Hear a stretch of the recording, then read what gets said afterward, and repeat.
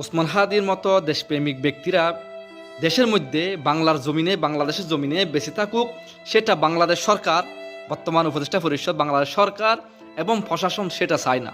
যদি চাইতো ওসমান হাদির মতো ব্যক্তিদেরকে যত্ন করতো, তাদের প্রতি দায়িত্বশীল হতো, তাদের প্রতি সিকিউরিটি থাকতো, তাদের জন্য তারা যাতে বাংলার জমিনে, বাংলাদেশের জমিনে এরকম দেশপ্রেমিক বেশি থাকে, তারা সেটা সে ব্যবস্থা করতো।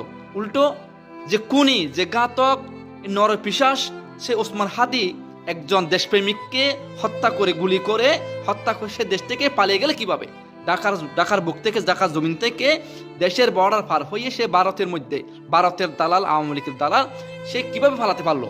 তাহলে এর থেকে বোঝা যায় দেশের সরকার কিংবা প্রশাসন ওসমান হাদির মতো দেশপ্রেমিক ব্যক্তিরা বেঁচে থাকুক সেটা চাই না।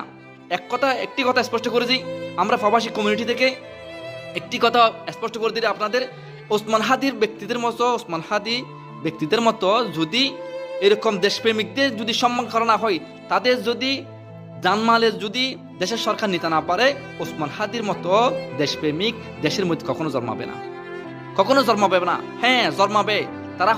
যারা জন্মাবে তারা হলো কুলাঙ্গার, ভারতের দালাল।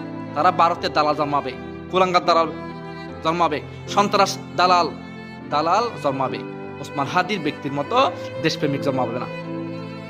আমরা প্রবাসী কমিউনিটি থেকে ওসমান হাদির মৃত্যুতে গভীর সমবেদনা ও শোকাহত আমরা প্রবাসী কমিউনিটি থেকে ওসমান হাদিকে যাতে আল্লাহ পাক শহীদ মর্যাদা দিয়ে একজন শহীদ হিসেবে আল্লাহ কবুল করুক, ওনাকে আল্লাহ নেক বান্দাদের অন্তর্ভুক্ত করে ওনাকে জান্নাত নসিব করুক। সাথে সাথে ওনার পরিবার বর্গ যারা আছেন ওনাদের প্রতি গভীর সমবেদনা এবং সুখ সমতা পরিবারের প্রতি গভীর সমবেদনা জানিয়ে আজকে ভিডিও শেষ করলাম। আসসালামু আলাইকুম ওয়া রাহমাতুল্লাহি ওয়া বারাকাতুহু।